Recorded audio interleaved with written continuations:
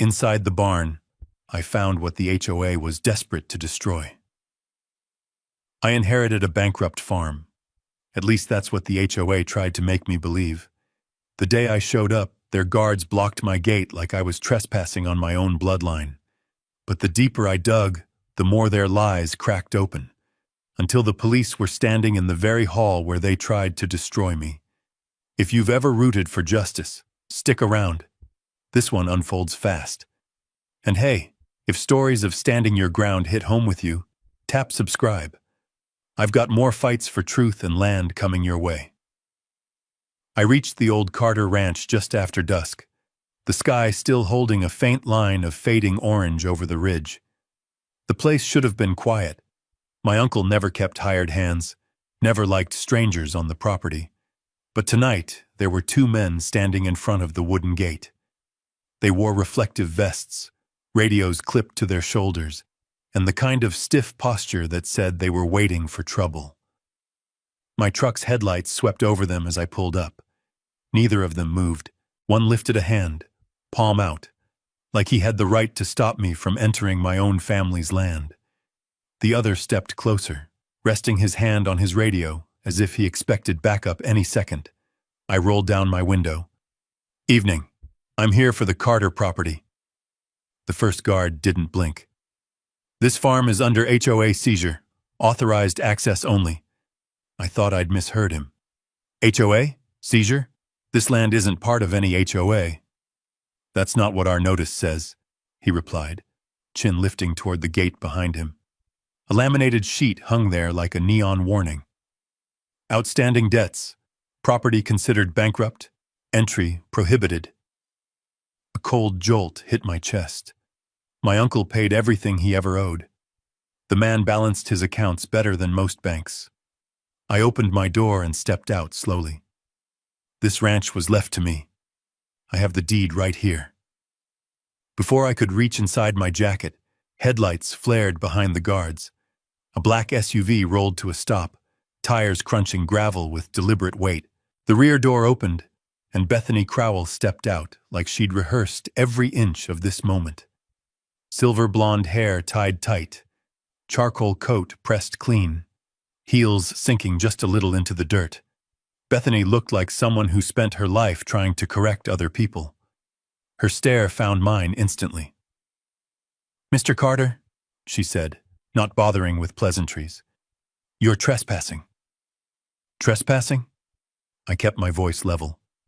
"I inherited this property." "Incorrect." She motioned toward the guards without looking at them. "Under Pine Ridge Community Covenant Section 8.4, properties with unresolved debt exceeding 24 months fall under HOA seizure for community protection." I almost laughed. Community protection? This is a standalone ranch in the middle of Montana. Bethany shrugged, polished and cold. "The boundaries were annexed in 2019. You'll find that in county records." Annexed? Impossible. My uncle would have lit those papers on fire before signing anything like that. "I have the deed," I repeated, pulling the envelope from my jacket. But Bethany didn't flinch. She didn't even look. "You may present that to the board after you settle the outstanding balance." She tapped the gate sign with one finger. "Total owed $112,000. My stomach tightened. "That's a lie." "Allegations against the HOA can be filed through our office," Bethany replied smoothly. "Processing may take 6 to 8 weeks. Until then, we expect full cooperation." The guards shifted, subtly closing the gap between us. A silent message: "Turn around, or be escorted." "You step over that fence line," Bethany added, voice low enough only I could hear, "and I will call the sheriff's department and report you for criminal trespass. Holidays or not, you will spend the night in a holding cell." I forced myself to breathe. Anger didn't help anyone. Not here, not now. I examined her face, looking for a crack, something that explained why she wanted me gone so badly. There was nothing but practiced confidence. I glanced past them to the ranch, dark windows, sagging porch, the barn silhouette against the fading sky. Every memory I had of my uncle was tied to that land. Now strangers were telling me it wasn't mine. I stepped back toward my truck. Bethany smiled, a tight, satisfied line. "Have a safe evening, Mr. Carter." I shut the door, hands tight around the steering wheel, and reversed onto the road. The guards didn't look away until I'd turned the corner. Only when their lights disappeared behind the hill did I pull the deed envelope from my pocket again. My uncle's handwriting on the front. His signature on the documents. Paid in full. No liens. No debts. So why did the HOA want me off the land so badly? And what were they really trying to hide behind that gate? The questions hit harder than the cold air outside. And I knew one thing. Whatever this was, it wasn't just about money. I drove 20 minutes to the nearest motel. A squat building with a buzzing vacancy sign and a front desk clerk who barely looked up as I checked in. The room smelled faintly of bleach and old carpets, but it was quiet enough for me to hear myself think, which was dangerous because every thought pointed to the same unsettling truth. Someone went to a lot of trouble to keep me away from my uncle's land. I sat on the edge of the bed, pulled the envelope from my jacket, and slid out the deed again. My uncle's signature, the county seal, the final notarization. It was all clean. He paid taxes every year. The land was debt-free. Everything about the HOA's claim smelled like a manufactured excuse. Then I saw it. The second envelope in the packet, smaller, handwritten in my uncle's shaky penmanship. "Jake, the numbers are lies. Find Sarah Whitfield. W." My pulse kicked harder. My uncle wasn't a man of wasted words. If he wrote a warning, he meant it. I opened the letter inside. A single page written in rushed strokes. "Jake, if you're reading this, I couldn't stop what's coming. They forged fees, backdated charges, and threatened me with seizure. Do not trust the HOA. You must talk to Sarah. She knows how far this went. Walter." Forged fees, backdated charges, threats. Everything Bethany said at the gate replayed in my head, but now with a new filter: intent. They weren't protecting the community. They were cornering my uncle, and now they were trying to corner me. I grabbed my laptop and searched the HOA's name, Pine Ridge Community Association. Within seconds, my screen filled with results: complaints on public forums, residents accusing the board of sudden special assessments, legal threats, and unexplained fees. Nothing outright damning, but enough smoke to suggest a fire. Then a headline from 2 years ago: "Local rancher challenges HOA over $84,000 debt discrepancy, case pending." I clicked it. My uncle's name stared back at me. The article described an unresolved legal dispute, one that somehow ballooned since the report. Bethany's claim that he owed over $100,000 suddenly looked less like financial mismanagement and more like predatory escalation. A car engine rumbled outside. I froze. Slowly, I moved the curtain just enough to see the parking lot. A dark SUV idled in the far corner. Headlights off. Just the faint orange glow of a cigarette burning behind the windshield. It wasn't the motel clerk. It wasn't a traveler. Someone was watching my room. My chest tightened. Their message was clear: "We know you're here. Don't push this." I stepped away from the window. Fear tried to crawl into my head, but anger kept it out. I needed to find this Sarah Whitfield, and fast. A quick search pulled up her profile. A land rights attorney specializing in property disputes, particularly abuses by HOAs across Montana and Idaho. She'd represented ranchers, farmers, homeowners, all people who'd been squeezed by associations hiding behind local bylaws. It was exactly the kind of attorney my uncle would have trusted. I called her office, expecting voicemail, but she picked up. "Whitfield Law." "Ms. Whitfield, my name is Jake Carter. I inherited the Carter Ranch. My uncle told me to find you." Silence sharpened through the phone for half a second. Jake. Her tone shifted. She wasn't surprised. I'd hoped you'd call before things escalated. Escalated, I said. They have guards at the gate. I'm not shocked, she replied. Your uncle's case never closed. The HOA kept piling on fabricated fees. I told him to file criminal charges, but he was tired. Her pause lingered, carrying a weight I didn't want to unpack. Can you meet tomorrow? She asked. Where? Downtown Pine Ridge, 9 a.m. sharp. And Jake? Don't talk to anyone from the HOA tonight. Don't respond to emails. Don't sign anything. A soft beep cut the call before I could answer. I exhaled, leaned back on the bed, and pressed both hands against my face. The room felt smaller. Even the air tasted like a warning. My phone buzzed. An unknown number. Just one message. You should have stayed away. I stared at it, pulse thudding. Then a second ping. A photo. A grainy shot of me stepping out of my truck at the ranch gate earlier that evening. Every instinct I had screamed danger, but right beneath the fear was something colder and stronger. Defiance. If they thought intimidation would send me running, they didn't know the Carter bloodline very well.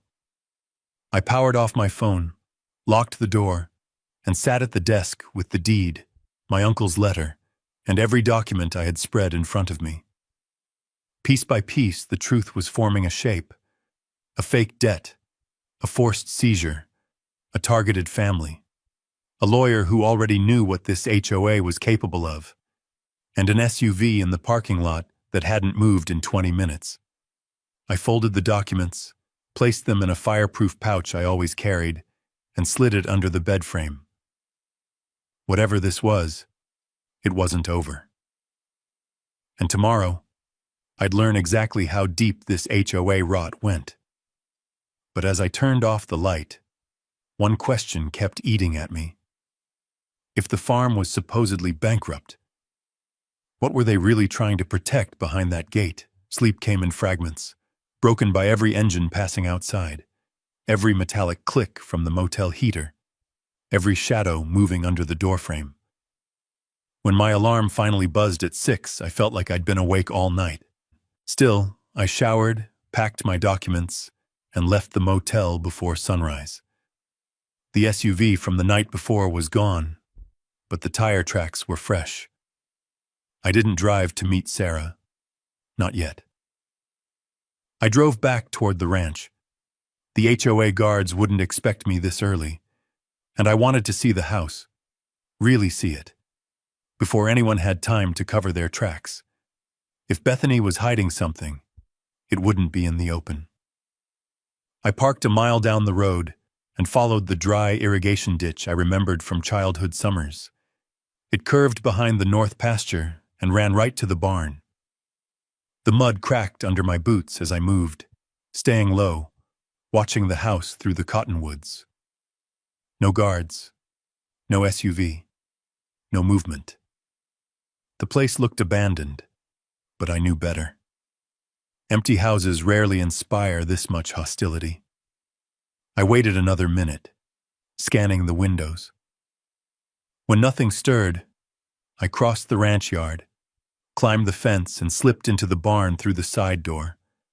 Dust drifted in thin lines. The boards creaked under my weight.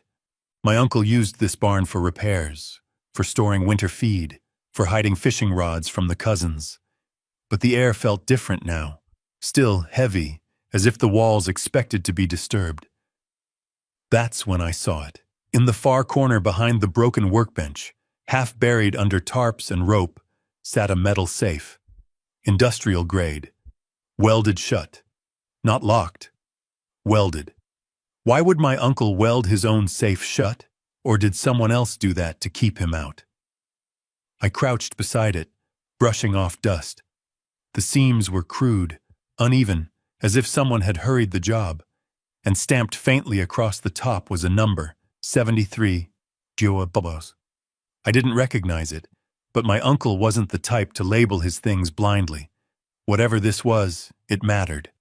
I ran my hand along the floor and found scuff marks, fresh ones, like people had been here recently, trying to move the safe or tear up boards. My jaw tightened. The HOA wasn't looking for debt records. They were here for something else. I moved to the desk and found a rolled-up blueprint tube wedged behind a rusted toolbox. Inside were sketches, geological diagrams, depth measurements, contour lines. I froze. Groundwater surveys. My uncle had mapped the subsurface beneath the ranch. Not just mapped, he'd marked a vein in red ink. Primary flow channel, high volume yield. I felt my breath catch. In Montana, water wasn't just water. In drought-prone areas, groundwater rights were worth more than gold.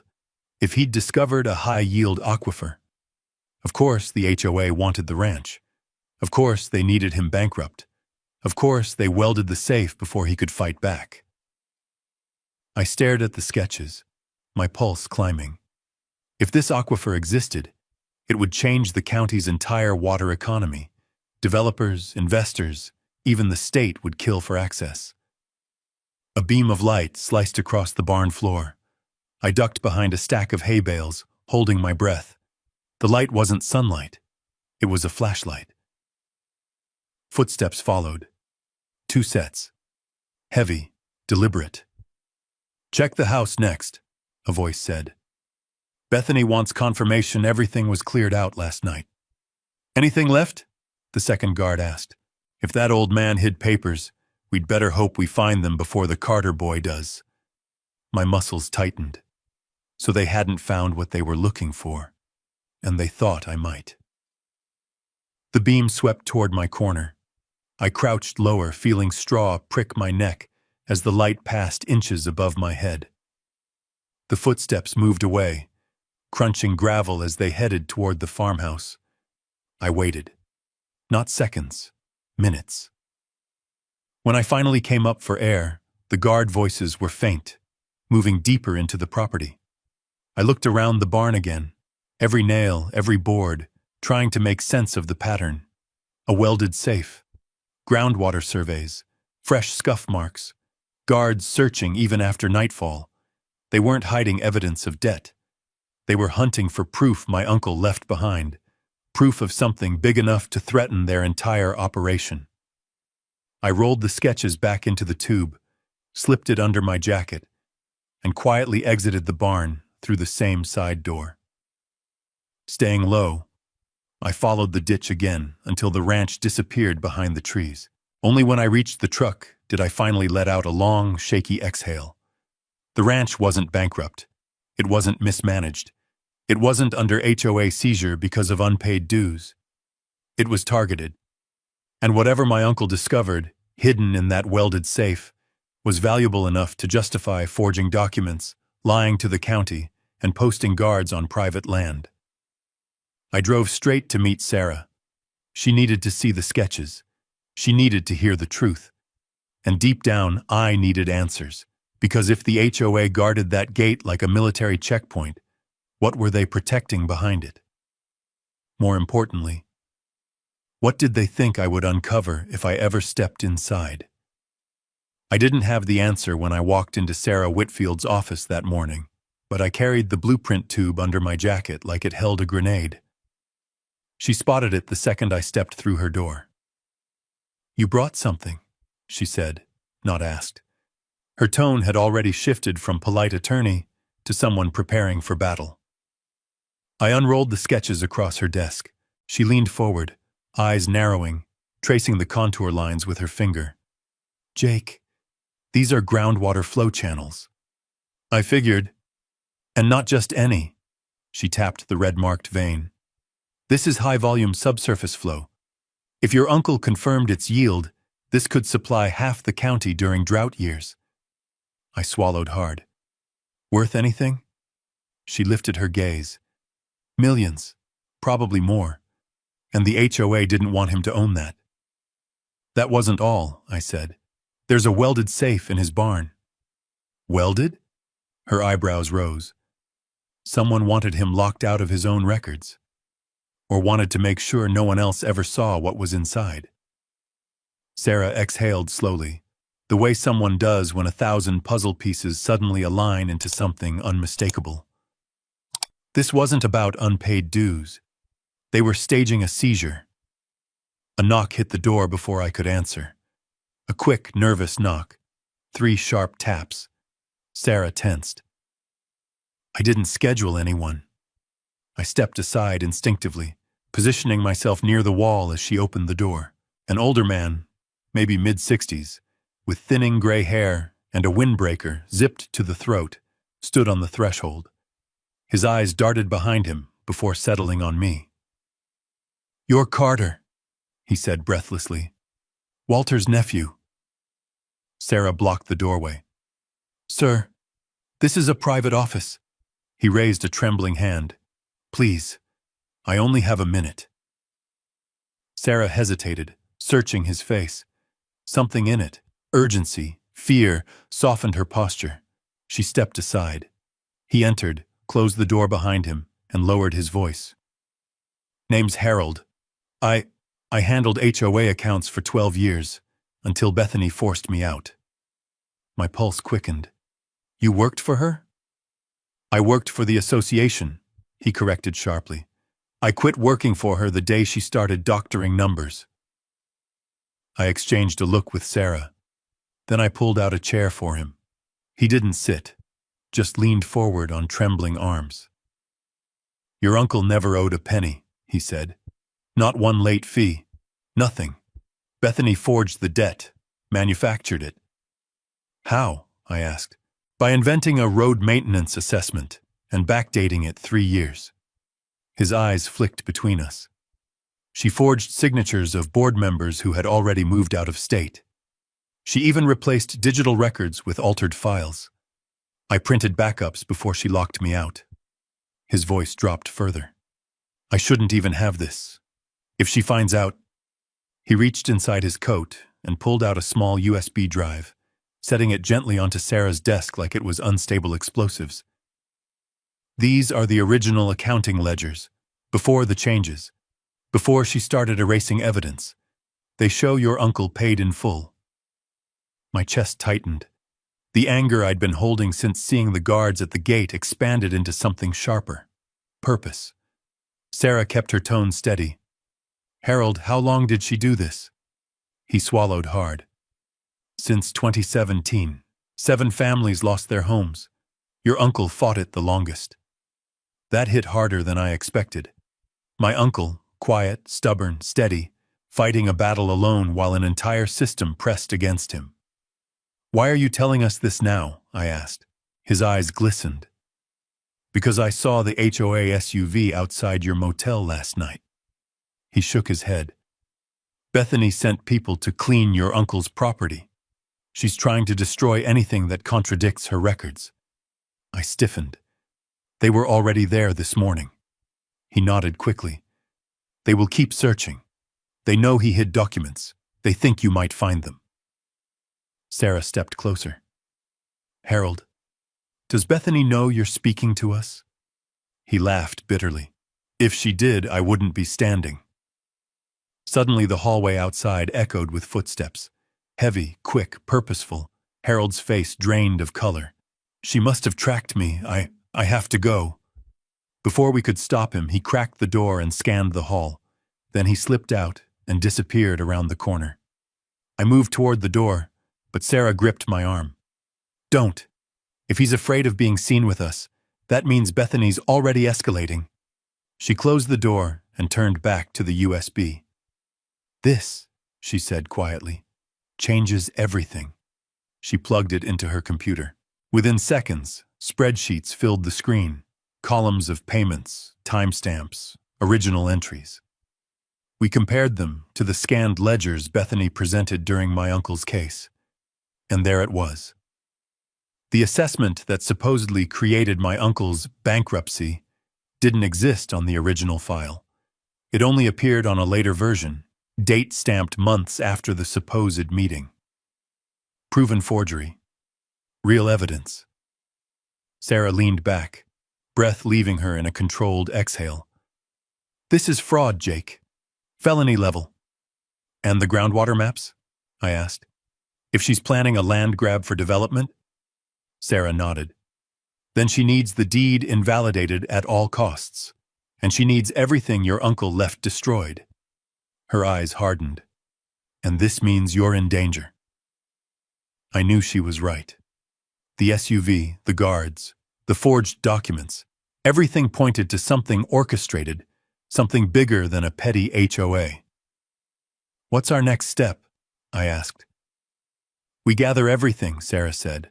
All your uncle's records, geological surveys, the deed chain. Then we file injunctions to freeze HOA authority over the ranch until we challenge their seizure. So we go back to the property? Yes, she said, but not until tonight, when they won't expect it. She closed the file on her computer and removed the USB carefully. Then she lowered her voice. Jake, whatever your uncle found, whatever's in that welded safe? Her eyes fixed on mine. Bethany wants it, badly, and she's willing to break the law to get it. I nodded slowly, feeling the truth settle like weight across my shoulders. If I wanted to clear my uncle's name, if I wanted to protect the ranch, if I wanted to expose what the HOA was actually doing, then I needed to uncover what he died trying to protect. And that meant going back into the dark, back onto the land they swore I couldn't step foot on. Tonight, everything would change. Sarah insisted we make one stop before returning to the ranch, the county sheriff's office. She said if we didn't put something on record, anything, Bethany could twist our actions later into trespassing, obstruction, even harassment. Sheriff Jake Morales had been in the county longer than any of us. A tall man with dust permanently clinging to his boots and a stare that could read people like open letters. When we walked into his office, he looked up from a stack of paperwork with a tired expression, one I recognized immediately. A man caught between politics and truth. Carter, he said, leaning back in his chair. Heard you're making noise already. Noise? I tried to keep my voice steady. Someone forged debt against my uncle. The HOA blocked me from entering my own land. He sighed, rubbing the bridge of his nose. I know about the seizure notice. Then you know it's illegal. He didn't answer right away. His pause was too long, too careful. It told me everything. Sheriff, Sarah said, stepping forward, we have evidence of fraud. Forged accounting ledgers, backdated assessments, manufactured debt used as grounds for seizure. Morales' eyes flicked to her, evaluating. That's a serious accusation. And backed by files, she said, sliding a printed ledger across his desk. We'll be filing injunctions soon, but before that, we need you aware of what the HOA is doing. He skimmed the papers. I watched his jaw tighten, one small muscle at a time. Damn it, he muttered quietly. There it was, the crack. But then he closed the file and pushed it back toward her. You two have no idea the kind of fire you're walking into, he said. You think Bethany runs this HOA? Her husband approves every seizure from his bench. Every complaint about Pine Ridge is routed through him. Every appeal dies before it reaches state review. My stomach sank. They controlled the association, the courts, and the land office. How long have you known? Sarah asked sharply. Long enough to tread lightly, he replied. I'm elected in this town. Half the county drinks coffee with the judge every Sunday. So you're saying you won't help, I said, fighting to keep frustration out of my voice. I'm saying this isn't simple. His gaze hardened on me. Your uncle tried fighting them. He'd come in here with stacks of paperwork, but every time we opened an investigation, county legal shut it down before we even stepped on the ranch. Because of the judge, I said. Morales didn't deny it. He stood and paced to the window, looking out at the street like it gave him answers he didn't like. Jake, he said, quieter now. I'm telling you, as someone who knew your uncle, whatever you're planning next, be careful. You're poking a nest that has stingers in every office in this town." A chill slid down my spine. "So what do you suggest?" He turned, the weight of truth heavy in his shoulders. "Get a court order from outside the county, state level, or federal if you can swing it. But until then, don't confront them head on." Sarah crossed her arms. "Sheriff, we're past the point of polite filings. They're actively destroying evidence on private property." "And if you go back tonight," he countered, "Bethany will swear you broke in. She's already filed an incident report claiming you threatened her guards." My hands curled into fists. I never even touched them. "She doesn't need you to," he said. "She only needs enough noise to justify an arrest." Sarah exhaled sharply. "Sheriff, are you saying you'll arrest my client if Bethany pushes hard enough?" His silence answered for him. Morales wasn't corrupt, not like the others, but he was trapped inside a political web spun by people who didn't fear consequences. "Look," he said finally, "I can't stop you from going back, but I'm telling you what will happen if you do. At least let me know before you step foot on that land again. If things go sideways, I'd rather know where to look." That was the closest thing to protection he could offer. We left the office with more questions than answers. Outside, Sarah's heels clicked against the pavement as she walked toward her car, anger rippling beneath her calm exterior. "They've infected everything," she muttered.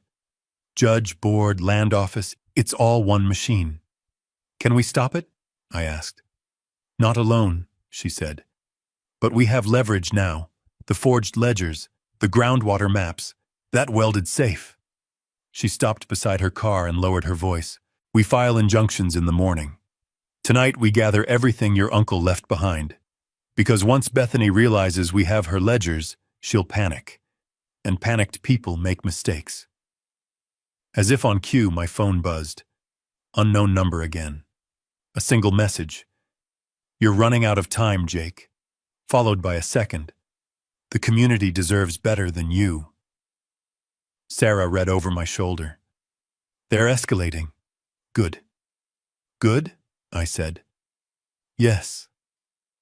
She smiled tightly. "People who think they're untouchable always talk too much before they fall." We agreed to regroup at dusk. She'd bring secure storage for documents, and I would find a way into the ranch without the guards spotting us.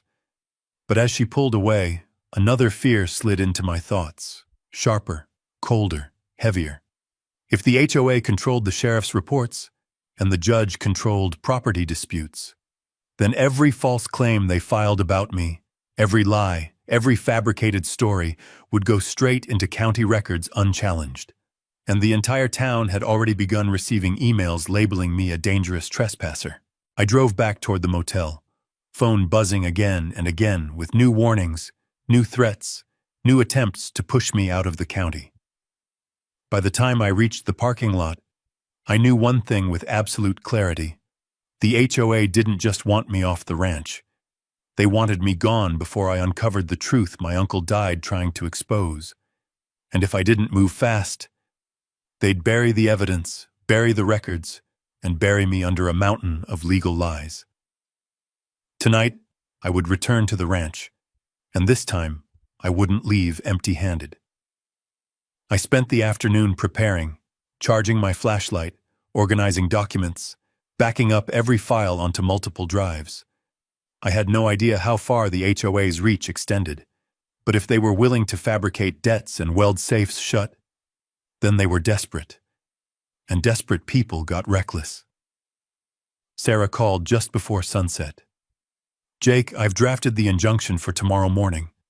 Once we file it, the HOA can't legally remove anything from the property." "Tomorrow won't matter if they clear the place out tonight," I said. "That's why we go now." She paused. "I'm bringing secure containers. You bring whatever you found." When she arrived at the motel, she wasn't dressed like an attorney. She wore dark clothes, a windbreaker, and boots built for mud and fence lines. It struck me how few lawyers would walk into a situation like this voluntarily. "You ready?" she asked. "As I'll ever be," We drove in separate cars, just in case the HOA was tailing us. I took the irrigation ditch route again, while Sarah parked 2 miles down the service road, approaching from the West Ridge. The plan was simple. Get in, gather anything that could prove a cover-up, get out before anyone spotted us. But nothing about that night was simple. The moon was thin, barely more than a sliver, giving the land a muted gray tone. When I reached the barn, the silence unnerved me. Too still, too quiet, like the ranch was holding its breath. I slipped inside and immediately saw footprints in the dust. Not mine. Not from earlier. Fresh. They'd been here again. I scanned the barn with my flashlight, finding overturned crates, scattered rope, and tire tracks that didn't belong. Someone had dragged equipment out. A second safe? Tools? Documents? Then I saw it. The welded safe had been tampered with. Fresh grinder marks on the metal edge still faintly warm to the touch. They'd tried opening it and failed. Good. That meant whatever was inside was untouched. I moved quickly toward the loft, searching the rafters. My uncle used to store important things up high, away from moisture. In the corner beneath a sagging beam, I found a metal lockbox covered in dust. I tested the lid, unlocked. Inside were folded maps, survey receipts, a flash drive, and a spiral notebook labeled GW 73 Notes. GW, like the code stamped on the safe. I opened the notebook. The first page held a single sentence in my uncle's handwriting. The aquifer is deeper than projected. They can't know. Footsteps crunched outside. I snapped the box shut, shoved it under my jacket, and flattened myself against the loft boards. Voices drifted in, 2 HOA guards. Bethany said the accountant cracked. She thinks he might have talked. Didn't find anything today, but she wants the safe gone by morning. Bring the truck around. My pulse hammered against my ribs. If they removed the safe, the contents would vanish forever. I waited until their voices faded toward the back of the barn before slipping out the opposite door. Crouched low, I moved toward the shed, the place where I'd overheard them before. If they stored anything they'd seized from the house, it would be there. The shed door hung slightly open. I pushed it just enough to slip inside. Papers littered the floor. Shredded bills, old HOA letters, utility records. They were trying to destroy anything tied to my uncle's land ownership history. Then a beam of light swept across the yard. I dropped behind a stack of crates. A guard walked past the shed window, scanning the ground with a flashlight. He paused, listening. My breath stilled in my chest. But after a tense moment, he continued toward the pasture fence. Only when his light was gone did I notice a soft clicking sound under the floorboards. A metal-on-wood tap like something shifting beneath me. I pried up one of the loose planks. Below, tucked into a shallow depression in the dirt, was a thin tin box wrapped in plastic. I pulled it free and opened it. Inside were original deed copies, old survey filings, water rights applications, and 2 rolls of microfilm. My uncle didn't trust digital systems. He must have kept physical backups of everything. Everything the HOA needed erased to justify their seizure. Then I saw the last item. A small voice recorder.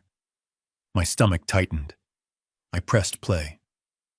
Bethany's voice filled the shed instantly, crisp, arrogant, unmistakable. He won't give up the land, so we make him. Debt is easy to fake. Minutes can be rewritten. The judge will sign whatever we put in front of him. My blood ran cold. Another voice. A man spoke next. The judge. And once you secure the groundwater rights, Hale's investment group moves in. We win. He loses. I froze at the name. Marcus Hale, the neighbor who'd warned me about Bethany. He wasn't just a concerned citizen. He was part of the deal. But then a third voice spoke. My uncle's. Weak, strained. "You'll never get away with this." Bethany laughed. "We already have." I shut the recorder, hands shaking. This wasn't just fraud. This was organized theft, backed by a judge, an investor, and a corrupt HOA board. Every instinct screamed to run to Sarah now. But when I stepped outside the shed, a flashlight beam hit my chest. "Don't move!" a voice barked. Two guards emerged from the shadows, hands hovering over their belts. My muscles tensed, but before they could get closer, another voice cut through the tension. "Step away from him!" It was Sarah, standing behind them, holding her phone up. "I'm live streaming," she said. "Two HOA guards trespassing on private property, harassing the legal heir. Keep going. Give me enough for a restraining order." The guards froze. Everything about their posture shifted, not fear, but uncertainty. One of them muttered, "Call Bethany." "Already did," the other answered. "She said leave, for now." They backed up toward their SUV, keeping their eyes locked on us until the engine roared to life and the vehicle sped down the dirt lane. Sarah lowered her phone. "Did you get anything?" she asked. I handed her the recorder, the maps, the notebook, the flash drive. "Everything," I said. We walked back to the cars under the cover of darkness, each step pounding with the knowledge of what we now possessed. My uncle hadn't just discovered a resource. He discovered corruption. And tonight, I discovered the proof they'd tried to bury. But as we reached the road, Sarah stopped me. "Jake," she said, voice low and urgent. "If the judge is in on this, tomorrow's injunction won't be safe in this county." "What are you saying?" "We take this to state investigators, first thing in the morning." The night air felt colder. The stakes had shifted, the danger had escalated, and the war for the ranch had only just begun. By sunrise, Sarah and I had spent hours sorting evidence across the motel's worn table. Forged ledgers, water rights maps, the audio recording implicating Bethany and Judge Whitfield, plus the accountant's files proving my uncle owed nothing. Every item had been scanned, backed up, and secured in 3 separate cloud drives.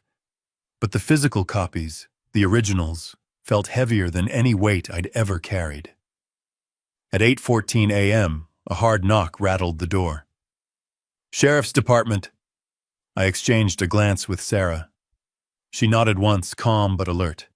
I opened the door to find Sheriff Jake Morales standing with 2 deputies behind him. His jaw was tight, his shoulders tense, not the body language of a man visiting casually. "Mr. Carter," he said, "we need to talk." Sarah stepped forward. "We'll listen, but my client answers nothing without counsel present." Morales nodded reluctantly, then handed me a folded document. "You're being investigated for breaking and entering," he said. "HOA claims you illegally accessed the ranch last night and damaged property." I almost laughed, not because it was funny, but because the audacity was unbelievable. "Sheriff," I said, fighting to keep my voice steady, "it's my ranch." "According to them," Morales replied, "the property falls under HOA seizure until the outstanding debt is resolved." Sarah's tone sharpened. "Sheriff, you and I both know that's false. A seizure requires a court order. There is no such order. Produce it, or we walk back inside." The deputies shifted uncomfortably. Morales rubbed the bridge of his nose. "Bethany filed a supplemental claim at 5 a.m., he said quietly. "They sent the department security footage. Shows a figure on the property late last night." Figures, shadows, ambiguous outlines, exactly how a setup looked. Sarah crossed her arms. "Show us." Morales hesitated, then gestured toward his cruiser. Inside, his laptop displayed grainy nighttime footage. A figure moved between shadows, but it could have been anyone. No face, no height markers, no timestamp even. Sarah scoffed. "This isn't evidence. This is a placeholder excuse." Morales sighed. "Off the record? I agree. but my hands are tied. They pushed this through the county judge's office at 4:55 a.m. Judge Whitfield, Bethany's husband. Of course he had. I felt heat rising in my chest. Not fear, but fury. Sarah leaned in. "Sheriff, we have evidence of judicial misconduct. Massive misconduct. Within the hour, this will be in the hands of state investigators. I strongly suggest you tread carefully." Morales looked at her, then at me, then at the deputies. For a moment, his mask cracked, revealing something that looked a lot like exhaustion. "Jake," he said quietly, "I can't protect you from a judge, but I can tell you this. Someone in the HOA sent a request to access your uncle's old storage shed. They claimed they needed to secure hazardous equipment. That request was time-stamped last night." My stomach dropped. Someone was moving to take something, or hide something, or destroy something. "Where in the shed?" I asked. Morales shook his head. "I don't know, but whoever filed it did it anonymously." Anonymous meant inside. Someone was trying to help me without exposing themselves. Sarah stepped closer to me. "We need to check it before they do." Morales snapped his laptop shut. "I was never here," he muttered. "And you didn't hear this from me." He walked off before I could thank him. The second we were back inside, Sarah pulled out her notebook. "This is it," she said. "This is their last move before going nuclear." "Meaning?" "Meaning they're building a case to arrest you preemptively. If they eliminate you, they eliminate the heir. No heir, no challenge. The ranch defaults to their seizure claim." I stared at the floor. It made perfect sense. Horrifying, simple, and effective. "Then we beat them to the shed," I said. We left immediately, sticking to back roads in case the HOA was watching the highway. By the time we reached the hidden turnoff near the irrigation ditch, my nerves were stretched tight. The shed looked untouched from the outside, quiet, weathered, leaning slightly. But when I stepped inside, the first thing I noticed was the dust, or rather, the lack of it. The floor had been disturbed. Footprints, drag marks, something heavy moved recently, and then my phone buzzed. A text. Unknown number. "Floorboard, back right." I scanned the shed's interior. The corner in question was the same one where I'd found the tin box, but this time the floorboard sat slightly crooked, as if someone had lifted it and put it back in a hurry.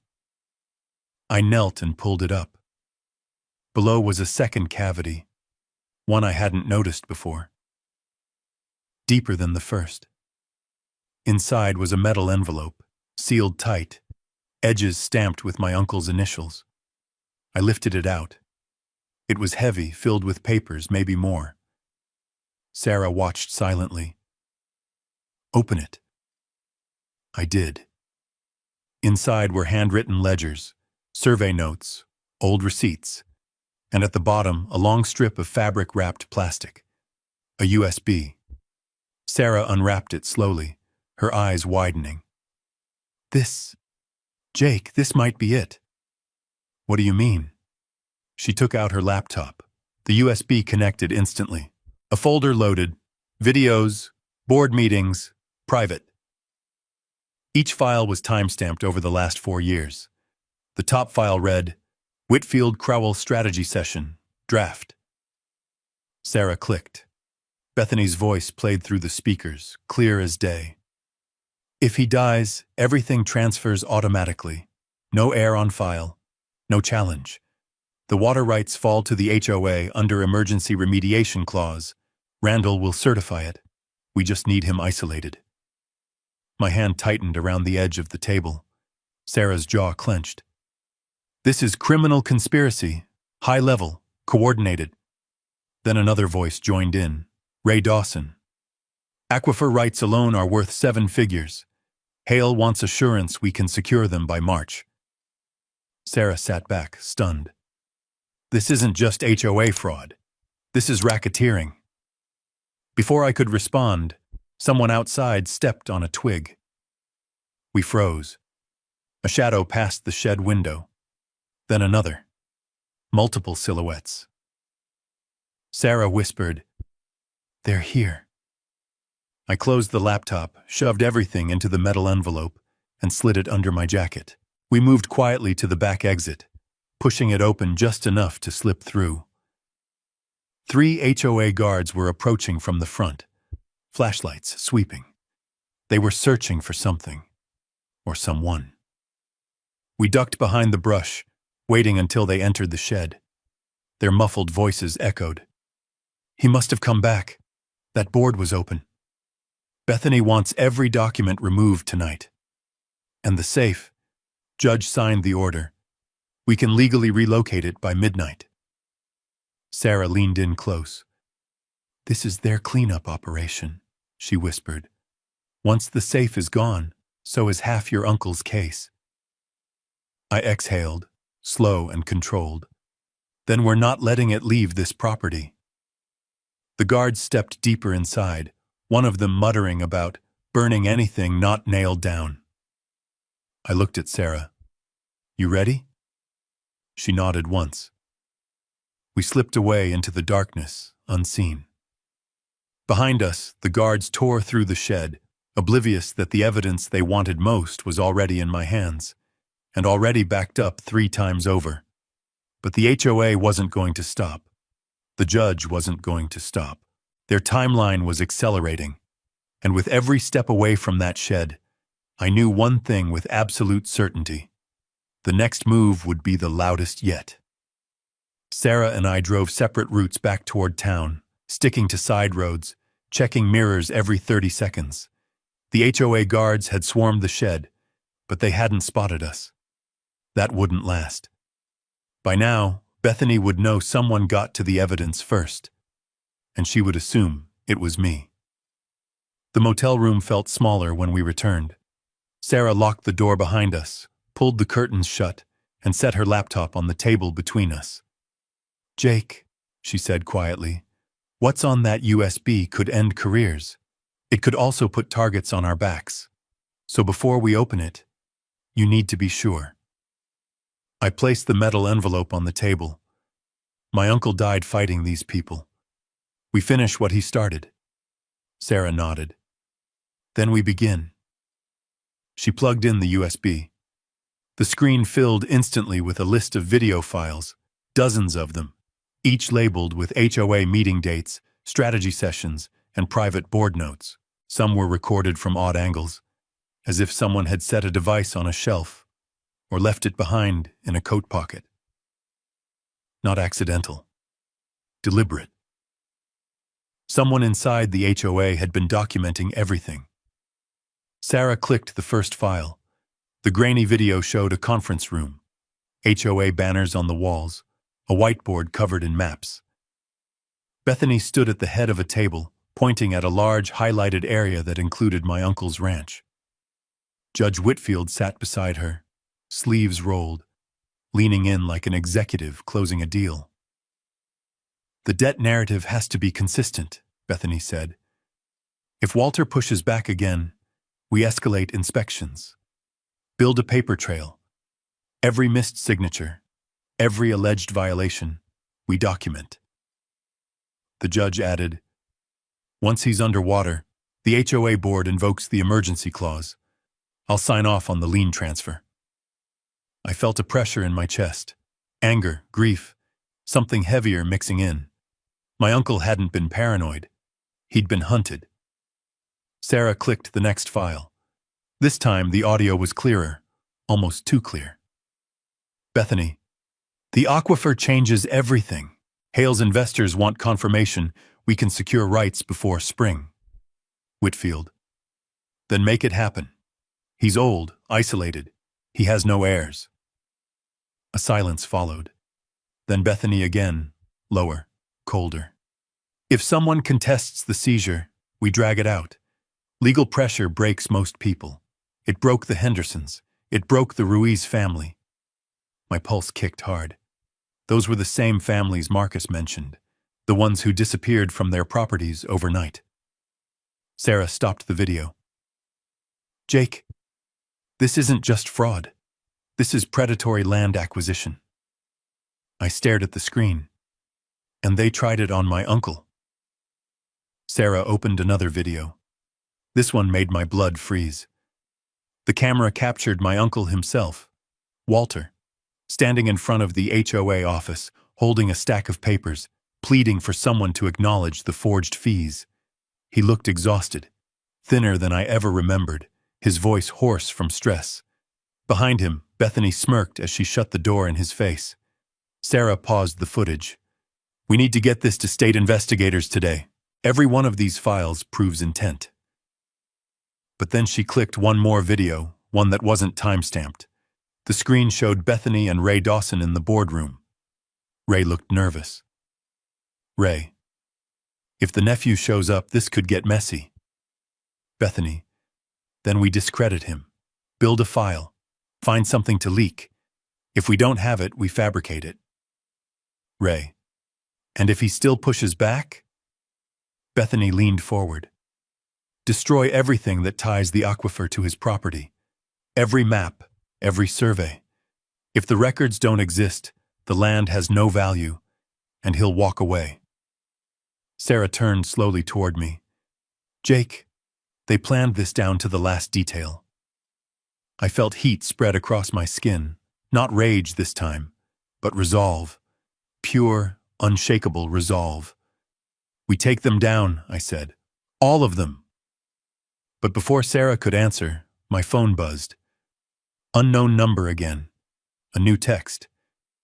They know you have the videos. Then another. Get out of the motel. Now. I grabbed the laptop, the USB, the metal envelope. Sarah, we move. She didn't hesitate.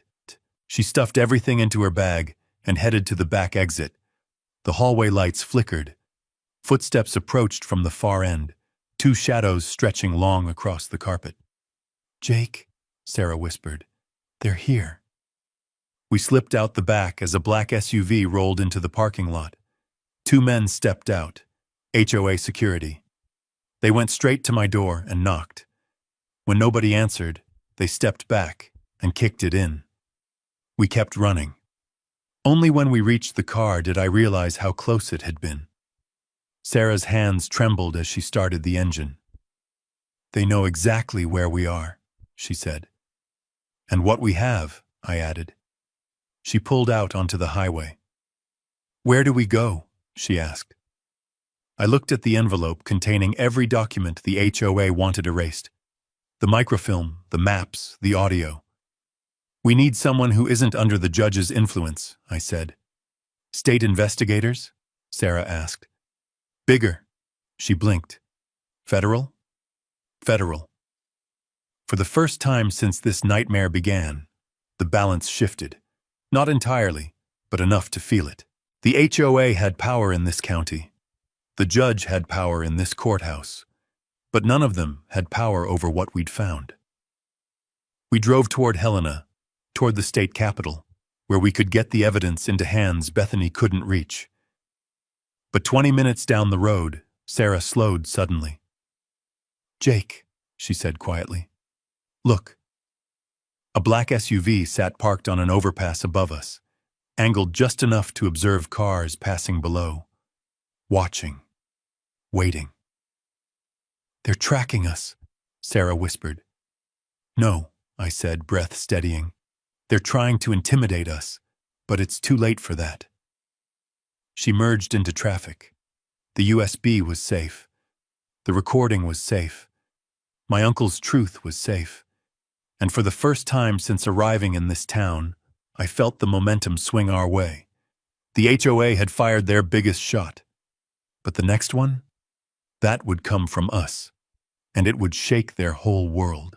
By the next morning, the investigation file Sarah compiled was over 100 pages thick. Every video, every forged ledger, every falsified fee, every piece of audio that tied Bethany Crowell and Judge Whitfield to a criminal conspiracy.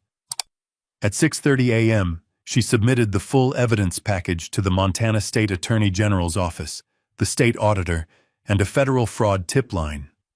Once sent, it couldn't be hidden, not by a judge, not by a sheriff, not by an entire county. But before any state official could respond, Bethany made her own move. At 10:02 a.m., Pinewood Valley residents received an HOA-wide emergency email. Sarah and I read it together. Mandatory community meeting tonight. Urgent. Protecting our neighborhood from outside fraud. Below that, my name, spelled perfectly, appeared in bold red letters, claiming I forged my inheritance, claiming I was stalking HOA personnel, claiming I was dangerous and mentally unstable. Sarah lowered the phone. She's panicking. But this is also smart. She's trying to poison the room before we even enter it. Then we show up anyway, I said. Her eyebrow lifted. You sure you're ready for that? I folded the metal evidence envelope under my arm. Bethany wanted a spectacle. Let's give her one. The Pinewood Valley Community Center had never been so full. People spilled into the aisles, leaning against walls, whispering in tight clusters. Some glared at me with suspicion. Others looked away, uncomfortable but unsure why. But a few watched with quiet understanding. Faces I recognized from old property maps. Families my uncle once helped. Families who'd lost land recently. They weren't fooled anymore. At exactly 7:00 p.m., Bethany swept onto the stage in a navy pantsuit, chin lifted, voice amplified through the room's outdated speakers. Thank you for coming. Our community is under attack. Sarah leaned toward me. She's rehearsed this. Bethany continued, pacing slowly across the stage like she owned the air itself. We are being targeted by a man who claims to be the heir to the Holloway farm. But this individual, she pointed directly at me, is a fraudster attempting to steal land from this association and undermine our governance. The murmurs rose. She held up a stack of papers dramatically. These documents, she shook them like confetti, prove extensive violations, unpaid fees, and falsified records submitted by Mr. Carter. Sarah whispered, Ask her to show them. I stood. The room fell silent. Bethany's smile froze.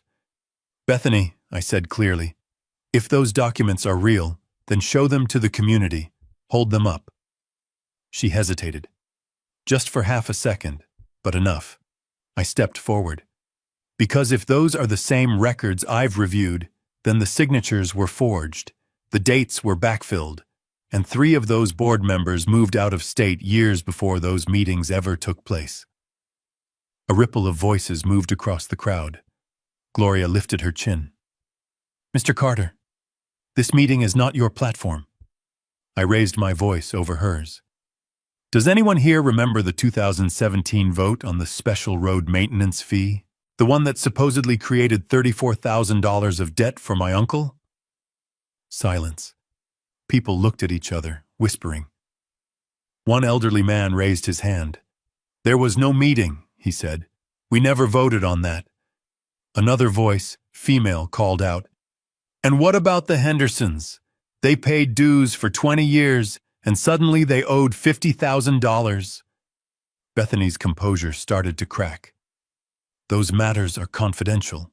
A woman near the back stood, anger tightening her jaw. Confidential.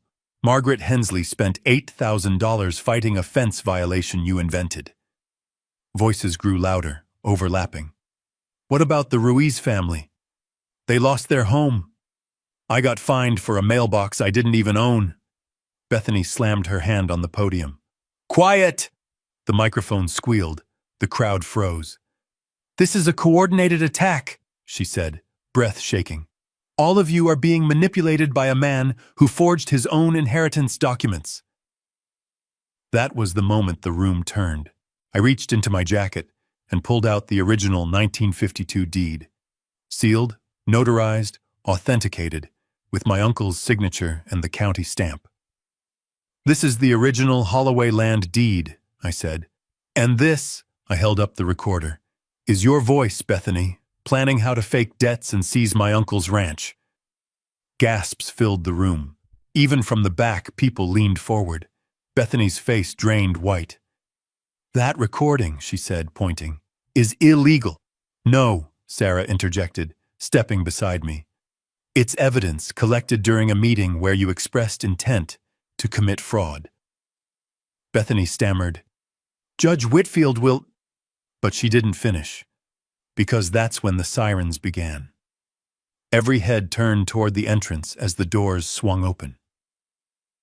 2 state investigators entered, followed by 3 county deputies, not the ones loyal to the judge. These were from the neighboring district. "Bethany Crowell?" the lead investigator called. Bethany froze, fingers clutching the podium. "You are under arrest for fraud, racketeering, falsification of property records, conspiracy to commit land theft, and coercion of public officials." Chaos exploded. People stood, gasped, backed away. Bethany stumbled as the deputies approached. "This is a mistake," she cried.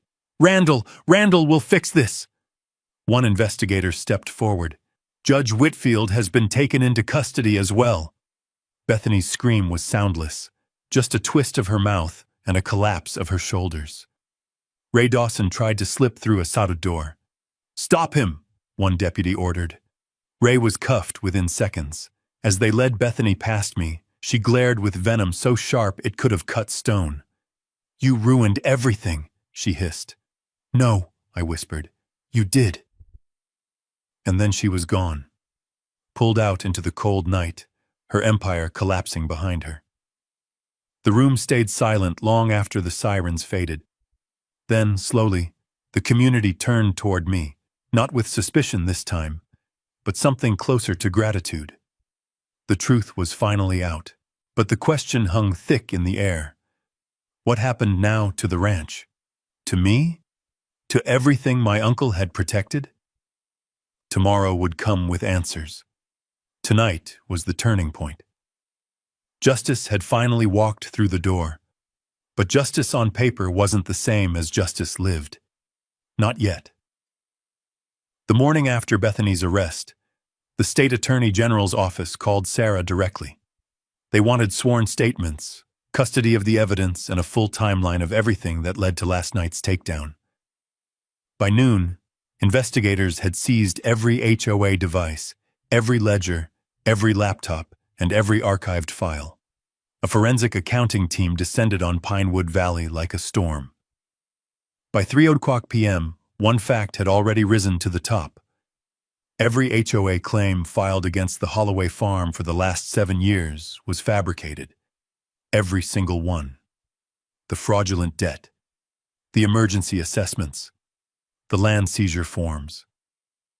All of it was a manufactured path to one thing: my uncle's water rights. Sheriff Morales stopped by the temporary field office in the community center, where Sarah and I were reviewing statements. He extended his hand.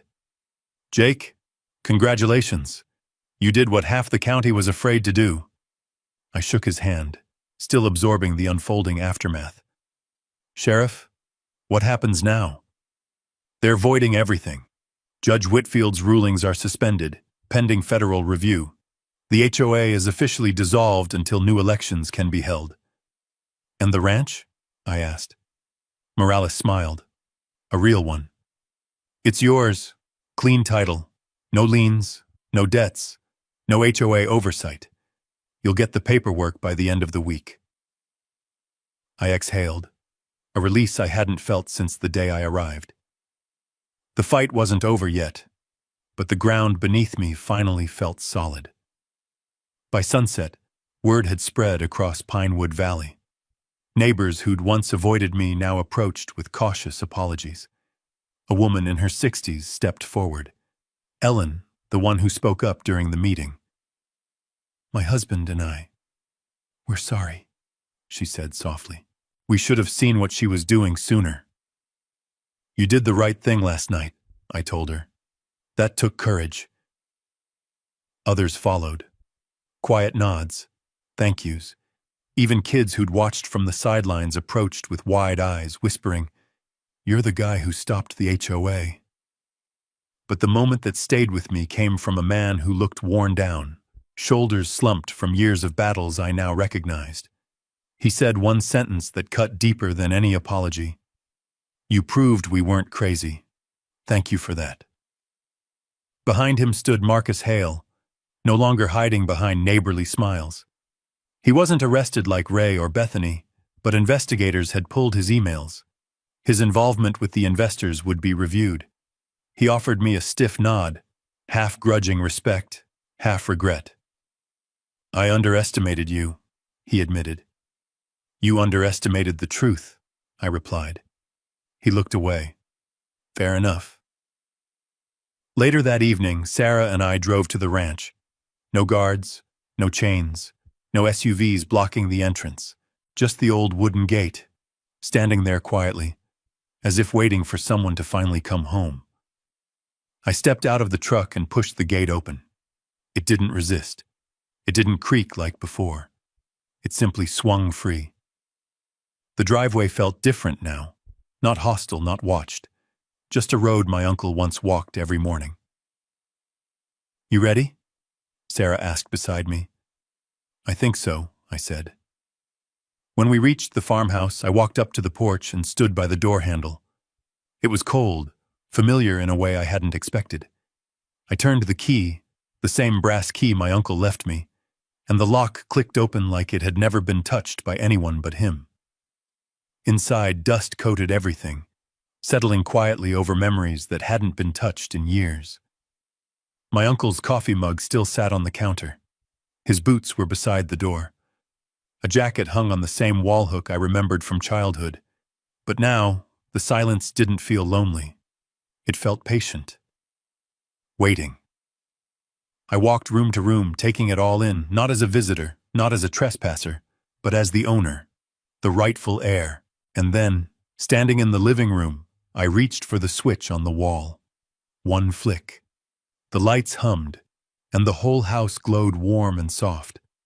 For the first time in nearly a decade, the Holloway Ranch was alive again. Sarah stood beside me, watching the lights spread through the old rooms. "You did it, Jake," she said. "You won."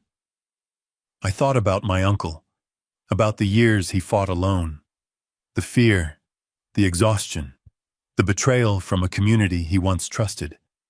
And I thought about the night he wrote that letter, trusting that I would come even if he never saw the victory himself. "This wasn't just mine to win," I said quietly. "This was his."